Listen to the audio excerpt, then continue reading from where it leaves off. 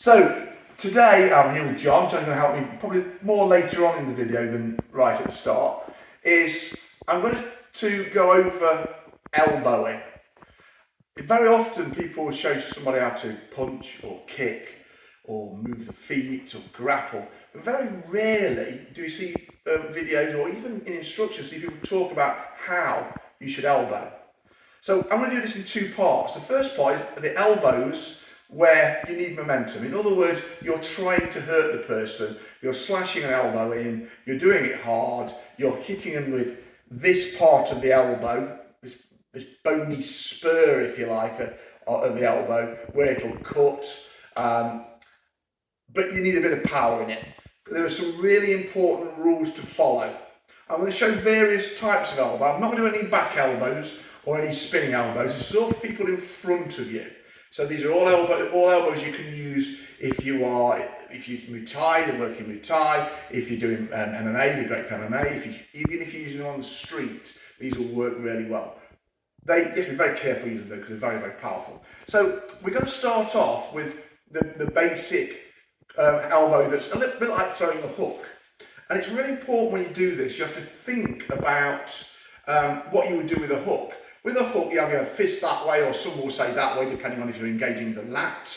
And the hooking position is here. It's the body turning that does it. Now, there is some whip through the arm, but it's the body that does it, and it's the same with elbows. A lot of people, what they will do with an elbow is they'll stand here and they will bring their arm across there, and they'll throw an elbow like that. They might put a little bit of rotation on it, but they'll throw it there. That's in akin of throwing a hook a bit like that.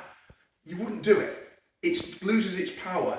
And more importantly, if I stand in front of John here and I throw the elbow past him, there's all this to get hold of. All this is a big chance of missing. There's also a big chance of me falling to one side, because it loses control because you're moving your weight across. So this one, I like to use it and say, well, look, my wrist doesn't come past the centre of my body. That's where it is. And if I'm here, that's fine. It will still be like that. My wrist doesn't come past this point. Some people will even go further and say the hand. I think the wrist's far enough.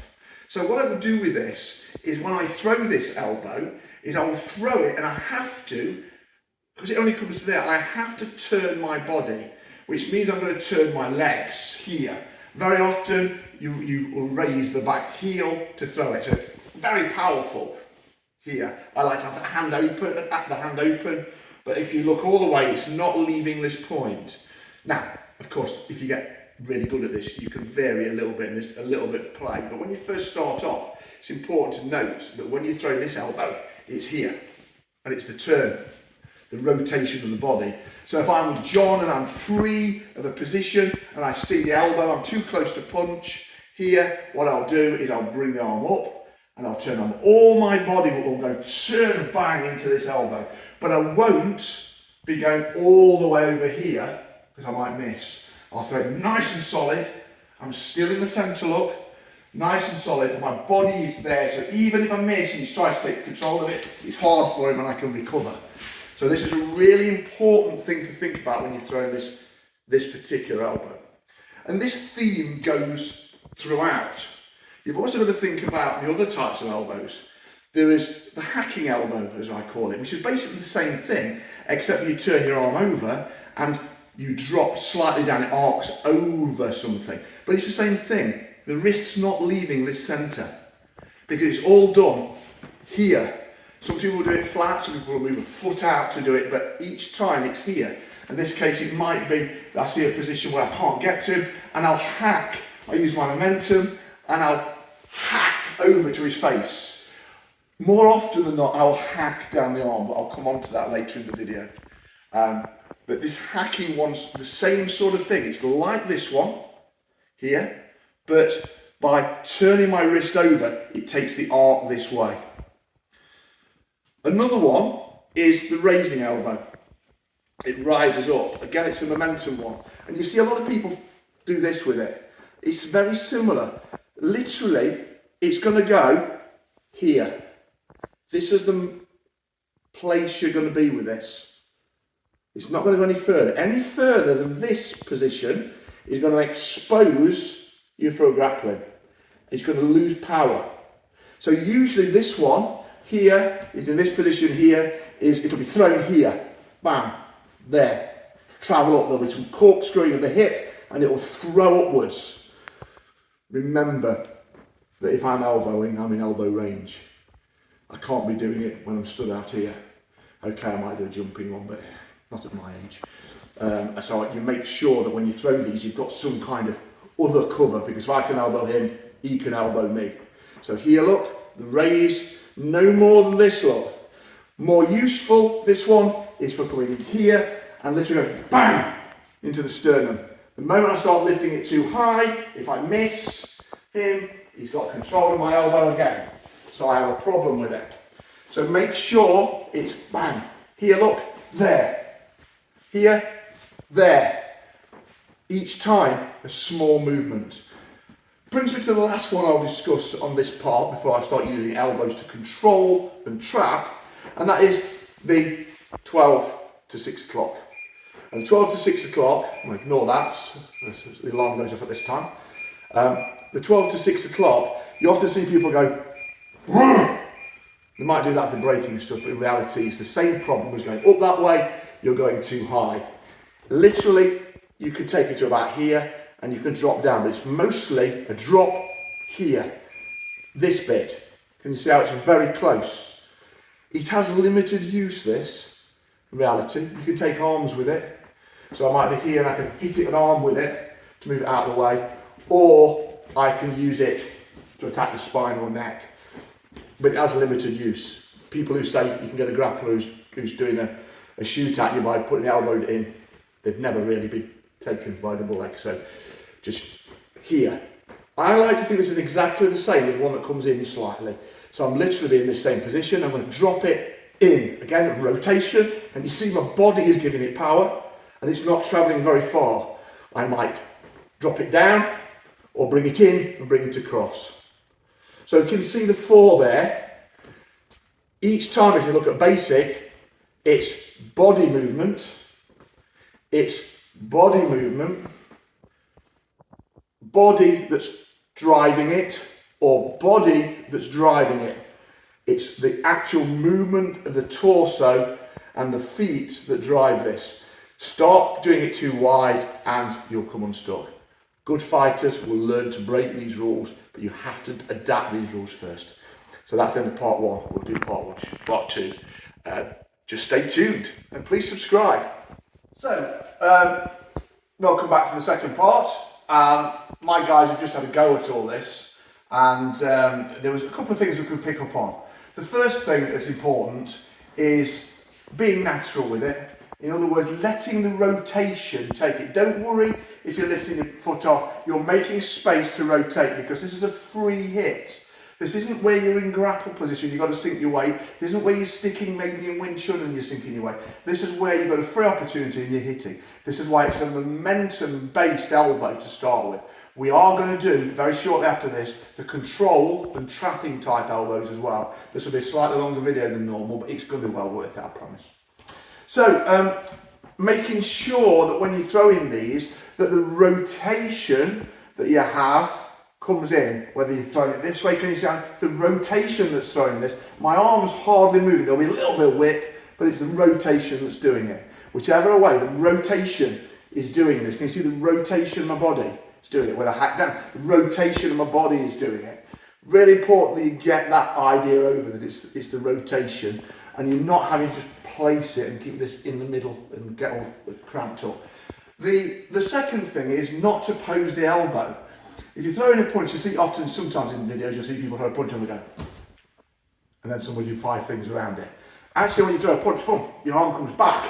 You know, if you want to, your arms come back and you're ready. And it's going to be the same with this. So when I'm throwing an elbow here, I'll throw it and it's immediately I'm ready to come back. I'm not going to throw it and pose there.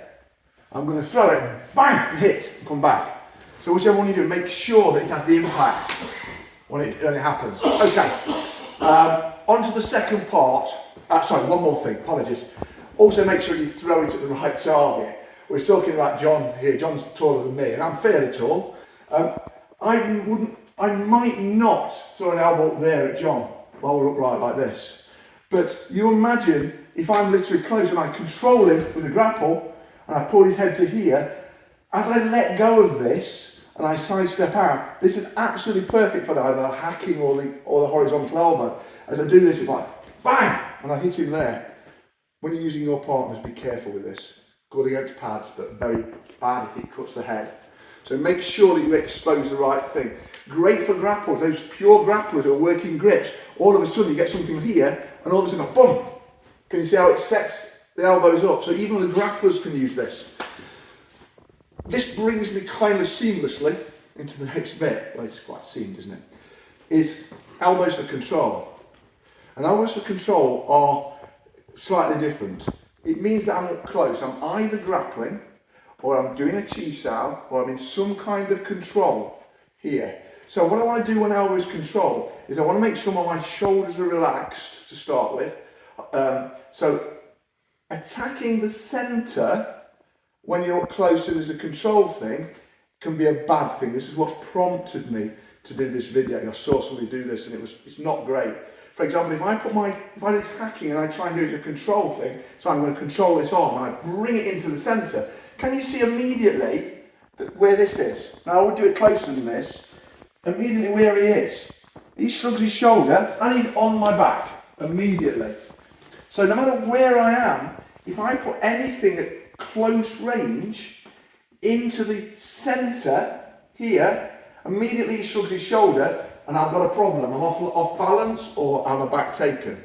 So I've got to be careful where I place a control. I can use all of these ones we've seen already. I'm only going to use a couple for this. And I like to think of this as that when I control, I will control into the body. If I want to place in the centre, I have to have this arm in control. So I might be here. If I want to do that one, I've got to have this arm going that way to drop. Can you see? So it can no longer shrug. But it's stuck with this arm. So if I'm going to do this type of bang here, I've got to have this control this way. I like to use elbows to control, and I might be up close, and I might find if I step on the outside, I will drop an elbow into here. You might want to come slightly closer with this.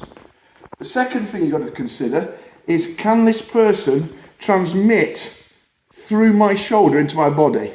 So if I'm tense when I throw this, and I put a control in here to control him, and he shrugs his hip, it goes all the way into my body. So you've got to make sure it's relaxed. So when I'm here, what I'm going to do, when I move, it's going to be relaxed. So when he goes, can you see he can't do it. My shoulder's relaxed, so he can't interject with it. I've still got all this play in it. The rest of them is relaxed as well. So when I do a control like this, I might be moving around, and I throw this, I do a control, it allows me to open out and strike. But can you see how simple that control is? It's a shorter rotation. My feet, as a result, can be nice and planted. I don't need the power. I can still hurt his arm with it. Bang. Still nice and painful. But here, look, I can control on this side. Now I can open up and now I can strike. The moment I put that in there and he shrugs, I'm in trouble. So, when you're controlling with elbows and not striking, in other words, you're using something else, very simple rule. Even if I do a hacking one, I'm there. Look, now if he tries to shrug that, it's very difficult to do so. Because I've relaxed it and I've put it where he can't shrug. So it's got to be down and relaxed. Down and relaxed and strike. Down and relaxed. Grab.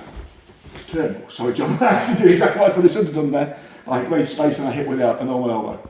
So when you do this, make sure that you follow the rules. Rotate, not past the centre, and when you're controlling, make sure you control this outer bit, you relax your shoulders, and make sure that it's not able to shrug or transfer energy into your shoulders to move you backwards. Okay, long video. I hope it was worth it. Some stuff that's specific to certain things. Some last stuff was probably more Wing Chun. Some of the early stuff was probably more Muay Thai and MMA. But I hope you enjoyed the video. Please subscribe, and I'll see you in probably a much shorter one next time.